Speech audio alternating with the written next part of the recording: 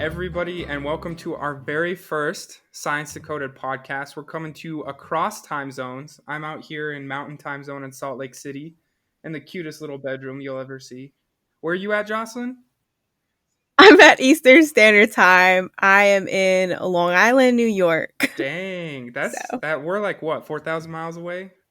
yep, I'm surrounded by beaches, so it's perfectly great for the summer. Yeah, absolutely. Really go out there and try and catch some COVID while you're at it. So I'm Justin Dingman. I'm a PhD student in biological chemistry at the University of Utah. I'm also a writer for Sciworthy, which is a magazine that we try and communicate contemporary or recent scientific articles to the United States and to the world, whoever is listening. And we want to try and explain it and try and bring more people into our scientific community, because I think one thing us at Sciworthy has found is that we love the community and we love the people that we're involved with, and we don't want to exclude anybody. We want everybody to feel welcome, to have these discussions and to ask us important questions, no matter how difficult they might be. So that's a little bit about me. Jocelyn, why don't you introduce yourself? Thanks, Justin. So, my full name is Jocelyn Solis-Moreira, and I have a master's in behavioral neuroscience. And I consider myself a science communicator. I'm an editor for JNCCN 360, looking at cancer research. And then I also am a science writer for Sciworthy. I think that one of the big things about me is that I think that science should be accessible for everyone, and we should get past just the journals and the terminology and speak it out in layman's term, which again, Justin said was the purpose for this podcast, breaking down the science, decoding it. Exactly. And, I think with that comes many different aspects. We want to talk about where our money comes from and, how we get paid as scientists, because there's always a lot of thoughts behind that and how money might be moving our results or changing our observational focus. And we want to make sure that Definitely. that comes out unbiased. You know what I mean? Mm-hmm. Since Jocelyn is a behavioral scientist, this whole podcast will also be her psychoanalyzing me most of the time. So I think it'll last only a couple seasons, and then she'll realize she gets bored of me. But, like I said, here at Science Decoded, we're really all about finding contemporary or important science articles and discussing them, digging deeper into them. And then we like to bring on an author in the paper for an interview, which we do at the end of every podcast, and asking them some of our questions, that surround the article that they wrote, maybe about some of the hinky things we thought in their results, or, even asking them why they're funded the way they are, and what are the implications of their study for everybody from Kansas to New York to Texas to California to Spain to Africa, and why all of these things are important. So, with that being said, Jocelyn, why don't you introduce our very first paper ever? Did you pass your health checks? It says recording in process.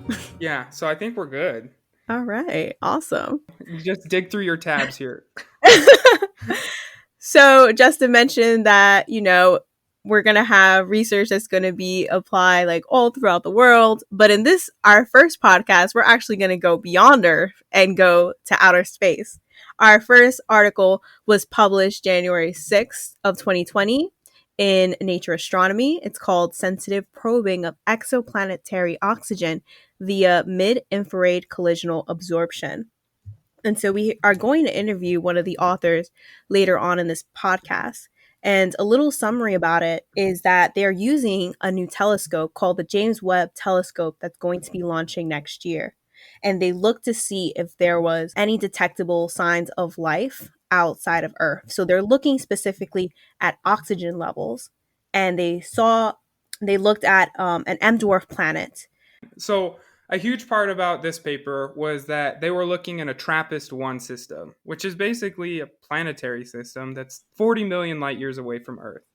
And they have these small rocky planets, which you'll hear our very friendly French scientists say is rocky a lot. Those are surrounding an M-dwarf sun. And so the M-dwarf sun, basically it's a sun that's smaller, less energetic, and a little bit more calm. So instead of a hurricane, you get more like a monsoon.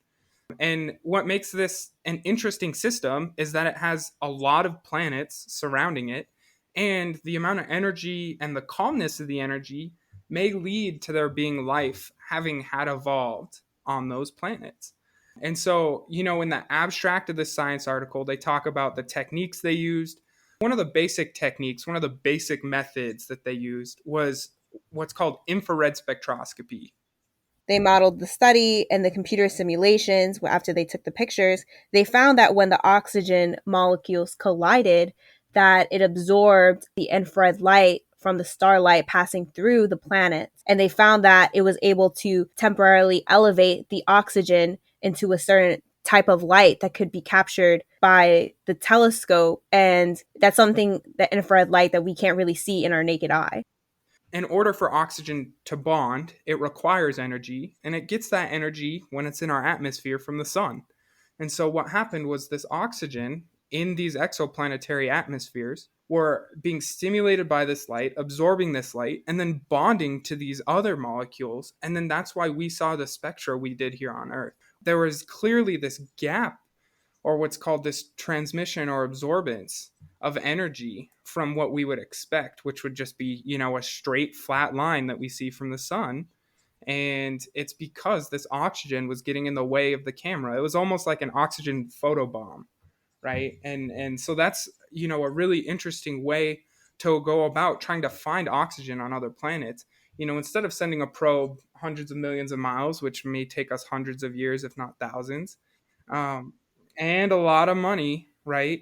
Mm-hmm. We're sitting here taking pictures and being able to see what molecules are on the inside, and it's so detailed and it's so specific that I almost feel like there's a million different ways that this sort of thing can go wrong. When you look for oxygen on other planets, I think the natural next question is this sign that life is on another planet? And so, doing some digging, I found an article that was published in 2017 that kind of had talked about, okay, if there is presence of oxygen or hydrogen on other planets, what does this mean? And they came to two conclusions: that there could be life on that planet and that there could not be life on that planet. So obviously extremely helpful. It could also mean that there might be different biomarkers we need to look for. There was actually a study published in Nature Astronomy in May of this year that found that, not looking at oxygen rich planets, they actually looked at hydrogen dominated environments. And they found that single celled microorganisms like E. coli and yeast were present, and they actually survived and growed in 100% hydrogen atmosphere. So maybe it might be looking at a different biomarker.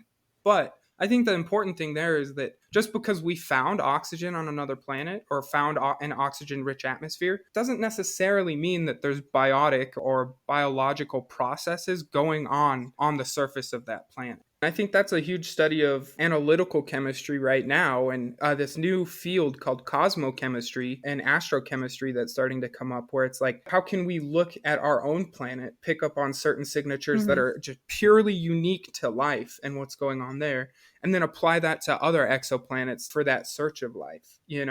And so I think this study was really important in expanding the way that we see and can apply our typical scientific method to other celestial bodies, right? And a huge part of that isn't just about life, but the elements that are on Earth and that surround Earth are similar throughout the universe. And we all know that there are precious metals and other things that we need. Sorry about my little stroke there. It's fine. But precious metals and other materials that we may need as we grow as an industrial society and as a globalized society.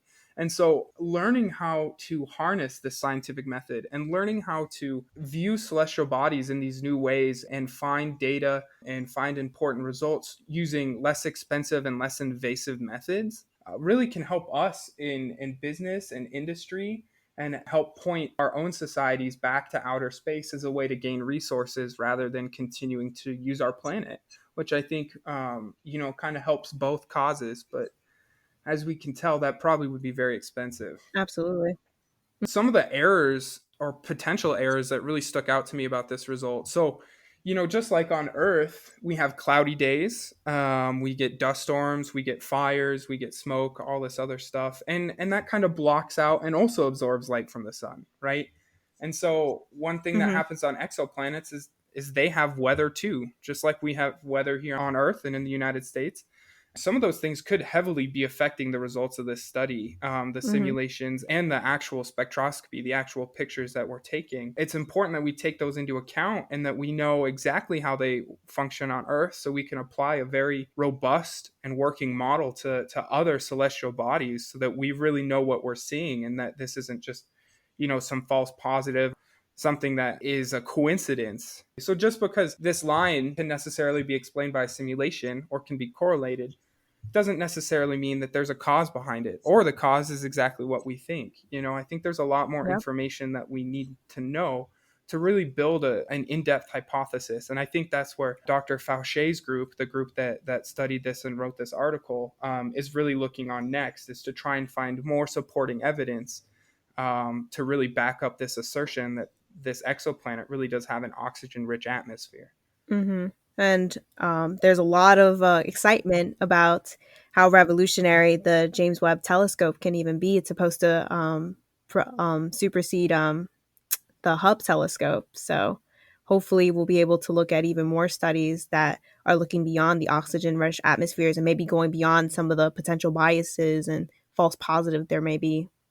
We all know how important the Hubble telescope was for us. I mean, it took some absolutely adorable pictures. I swear on my phone I had like the Eagle Nebula for about 10 years. That was one of my earliest astronomy memories that made me really passionate about, astrobiology, exoplanets, and science in general, that like humans could literally develop a camera that could take these beautiful pictures of outer space. And, I think that's one of the important things about this study, and one of the implications for everyday people is that I think it really changes how we see science and how we see our place in the world and how we see the universe. But at the same time, I think it can be hard for scientists who are writing these grants because this is a government-funded research project. It's funded by NASA. It's funded by a couple NASA grants, as well as the Planetary Laboratory under NASA and NASA's postdoctoral program. So there's a lot of government funding going into this project, and that means that it's a lot of what our taxes are paying for. And so it's important that, when we pay for something like this, especially as a country, that we holistically, reap the benefits of that reward. We don't want to be either chasing our tails or finding something or putting in a large amount of money that only helps a select few amount of people.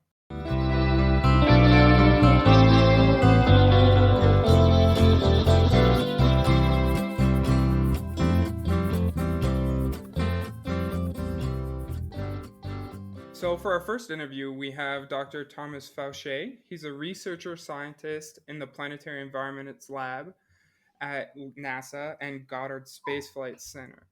His research interests concern exoplanetary characterization and climate and cloud modeling, as well as Earth cloud modeling and 3D radiative transfer, which sounds pretty fancy. Jocelyn, do you want to lead off with some of your questions?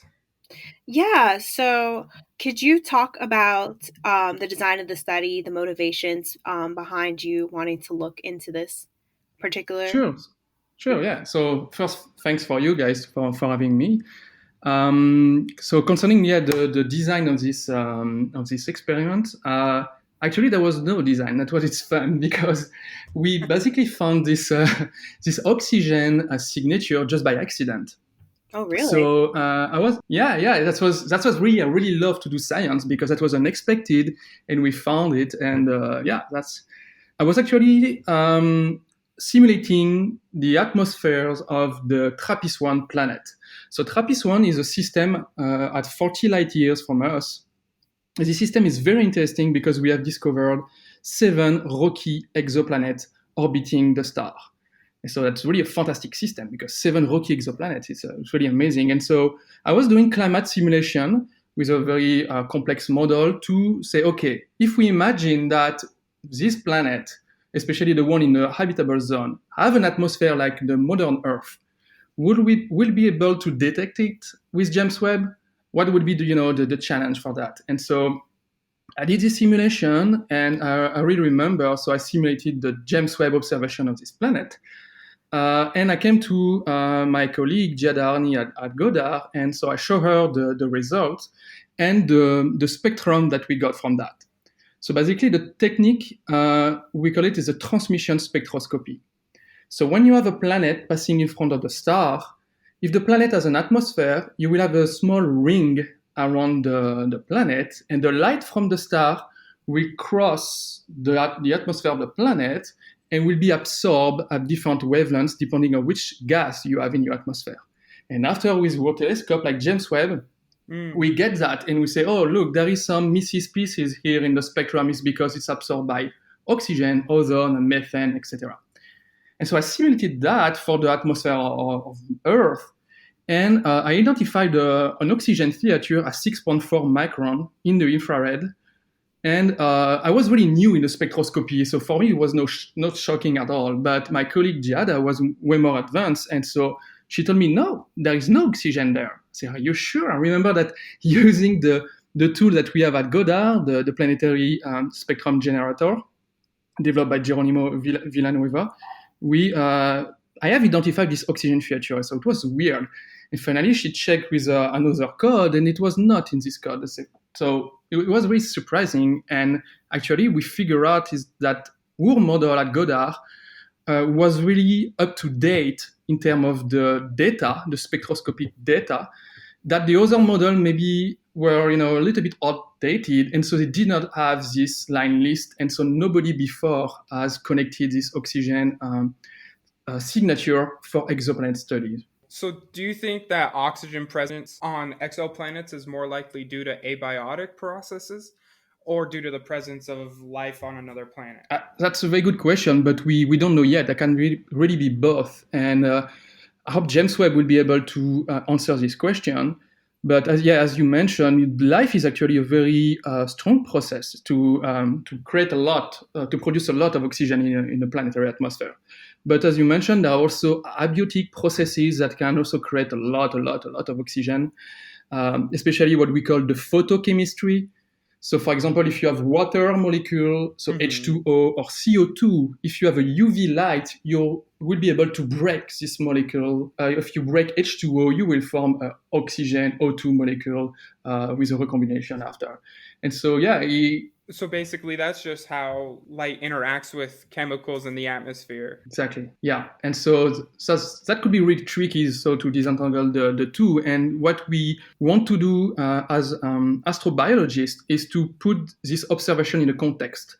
If we detect a large amount of oxygen for a planet, which seems to be in the habitable zone of the star, that you have also some possible detection of CO2 and ozone, then you can just say, this sounds really a familiar context that we have on Earth.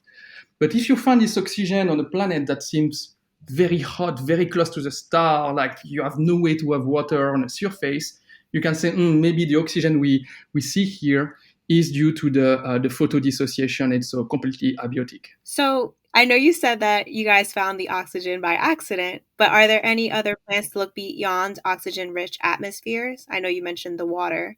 Yeah, I mean, we are still trying to understand what is a biosignature, what are the different possibilities for that. So oxygen is one, but as we said, it's not absolutely sure that it could be produced by life. We have also methane. Methane also is really strongly produced by life as we know it, but could also be produced by abiotic processes. You can also have CO2 in certain proportion, and of course you can have ozone as well. And so that's basically the four gas that we are very interesting. And again, if we find only one, it could be difficult to know, is it produced by life or not? But if you start to have these four together and water as well, that start to be a very compelling case. So how frequent are false positives in your line of work, and how do you tell them apart from positive O2 readings? So far, I mean, we didn't have for terrestrial size exoplanet, we didn't have any detection of O2 because we don't have yet the capability to really probe the atmosphere of a terrestrial size exoplanet. So James Webb will be able to provide us with this data, but so far we don't know. We just have model, and so that can also be related to how many planets we found that are inside the habitable zone or outside the habitable zone. If you have a lot of very hot, rocky planet very close to the star, you don't expect to have any biotic O2 there. If you find O2, that will be abiotic one. And so, but so far the statistic is not very good because we don't have data yet. So we're really waiting for James Webb for that. There was a study actually published in June of this year that found that in Nature Communications that found that high concentrations of dust in exoplanets makes detection of certain biomarkers. I think they looked at methane and ozone hard to find. Did you guys anticipate any dust effects when looking at oxygen in this study? So no, not in our study, and but this one I think, if I remember clearly, was done by people from the Met Office and Exeter University, I think in UK. It was very interesting because indeed, even if we simulate the detectability of oxygen here, sometimes our scenario may be a little bit too idealistic. We consider the impact of clouds. Clouds are also an issue because right now in DC, it's cloudy today, and the light at the surface is much more dim, and so it's the same for an exoplanet. If you have a cloudy atmosphere, that would be much more complicated for the light from the star to go through the atmosphere, and so that's bad for us. We have also photochemical hazes that really looks like the fog of pollution that we have in our city. Sometimes this can be produced also by photochemistry, and this also is an obstacle for the light to transmit through the atmosphere. And the dust, as you mentioned, is a third one. And in our study, we took into account clouds and photochemical hazes, but not dust. And so, it could be another factor that may prevent us to detect oxygen. You mentioned a little bit about what an M-dwarf star is. Can you tell us more about what an M-dwarf star really is? Yeah, so it's a star much smaller than the Sun. By comparison, for example, TRAPPIST-1 is a little bit larger than Jupiter. So TRAPPIST-1 is the star in the TRAPPIST-1 system, and it's a little bit larger than Jupiter, and so it's very, very small by comparison to our Sun. And the good thing about these stars, so they are much cooler. So, for example, the Sun is 5,700 Kelvin, and TRAPPIST-1 is about 2,500. And so they live much, much longer because they burn less energy, and so they are much more, I would say, calm for that. And so they can really live for hundreds of billions of years. The star like the Sun is 10 billion years and it's over. Then they can last more than 100 billions. But the problem with this star, as I said, is that they are quite active, contrary to the Sun, that we have sometimes some nice flares that we see from the Sun, but it's not too dangerous for life on Earth. But in the very small star, they are very active, and so they can burst like super frequently with extreme high energy UV radiation. And they can be challenging to have life around them. And in your personal opinion, do you think there is life beyond Earth? Yeah, my personal opinion would be yes, because of course, as a scientist, I can't be 100% sure, but I don't see any very, any crazy thing that would prevent life to be elsewhere, because we don't see any kind of barrier in terms of biology to develop life. We see a lot of life in very extreme place on Earth. And for me, it would probably have life almost everywhere, but there are different levels of life, right? We may be able to have bacteria or small organisms, but to have more complex organisms, that may be a little bit more tricky, because I think to have the life development that we have on Earth, you need a very finely tuned combination of not too many catastrophic events, because otherwise you just wipe up everything. But you want a little bit of catastrophic event also to have a stimulation to change the path of life. And so all these conditions may be a little bit more tricky to get just at the right amount. And so to go up to have a civilization, for example, in my opinion, this would be much more rare and complicated, because it really requires a very precise kind of conditions.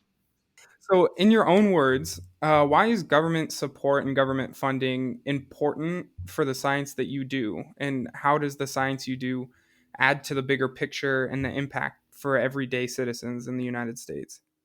Yeah, that's a big question. So I think, one of the fundamental questions we have for century and thousands of years is probably, are we alone? Like humans always look up on the sky to think, I don't know, other stars are like our sun. Do they have planets around them as well?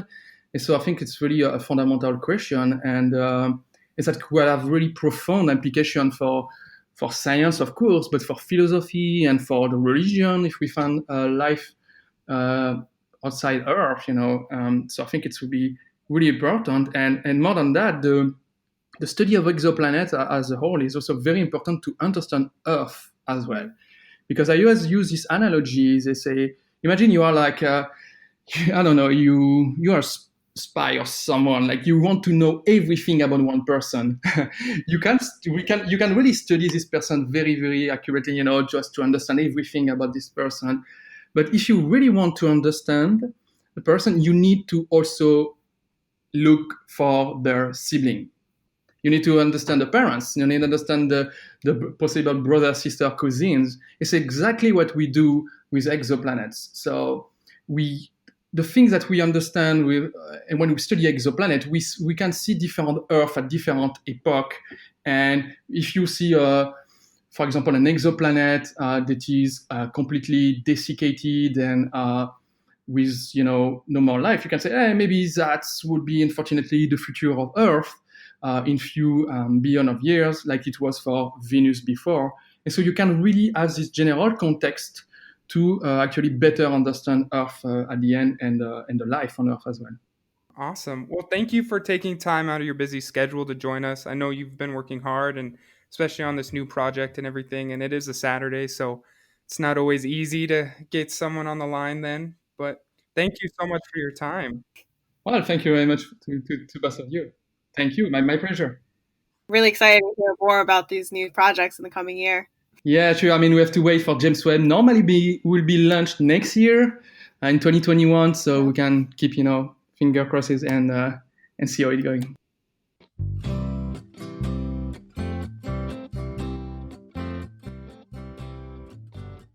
That is all that we have today. We want to just, anybody who's listening to this, anywhere on Earth, outside of Earth, anything like that, we want to give you guys a chance to kind of mold this podcast into what you think and what you want. As you can tell, Jocelyn and I like to have some pretty intense discussions about this science, and we want to know what science you're passionate about. Some of the things we have on the docket are, CBD and THC, or what does it mean to have a strong inference as scientists? Like, how do we come to the conclusions that we do, and why do we believe we're right? And we'd even like to get a little bit more into the funding and how money works in science. And so there's a lot of other things that we want to dig into. But if you guys have any questions, comments, concerns, or corrections, feel free to reach out. We're at sciworthy@info.com. And so send an email that way. Maybe you just want to say, hey, no big deal. We love to talk to our listeners and engage with them. If you guys have any suggestions for any papers that you want us to cover, that you're so interested in, that you want us to decode for you, definitely send it our way. That's our favorite thing. We're science translators here, and we're looking for some work. So don't ever be afraid to... Ooh, I love that. I'm going to add that to my resume. Science translator. Science translator. All right. Well, that's all of us at Science Decoded, and we're going to say goodbye. See you next week. Bye.